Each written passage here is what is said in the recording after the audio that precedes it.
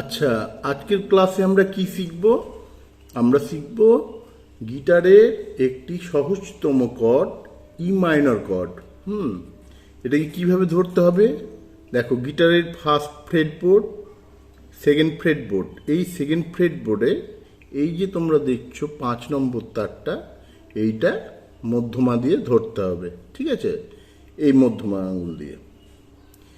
আর 4 নম্বর স্ট্রিংটা ধরতে হবে তোমার রিং ফিঙ্গার দিয়ে, ঠিক আছে? ঠিক এইভাবে দেখো, আমি ধরেছি না? হ্যাঁ, আচ্ছা, এইভাবে ধরো তাহলে। এবার দেখে নাও 6টা তারে ঠিকঠাক আওয়াজ আসছে কিনা। হ্যাঁ, কোনো ড্যাম্প আওয়াজ আসছে না তো? প্রত্যেকটা স্ট্রিং আলাদা আলাদা ভাবে বাজাও, স্ট্রোক করো, দেখো এইভাবে।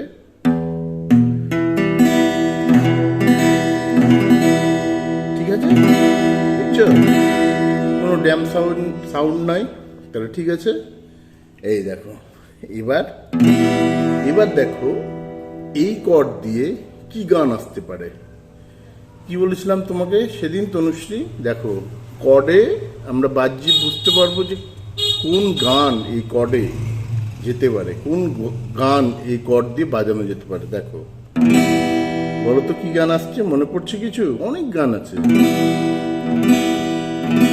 হিন্দি একটি বিখ্যাত গান আছে না? দেখো, এক হাসিনা থি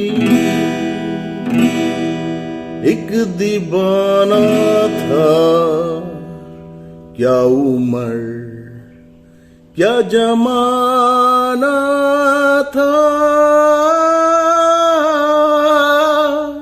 আছে না? দেখো, এই কর্ডেই এই গানটা আছে। তাহলে তোমরা আজকে কি শিখলে? গিটারের ই মাইনর কর্ড। তোমরা প্রত্যেকে বাড়িতে এই কর্ডটা প্র্যাকটিস করে আসবে।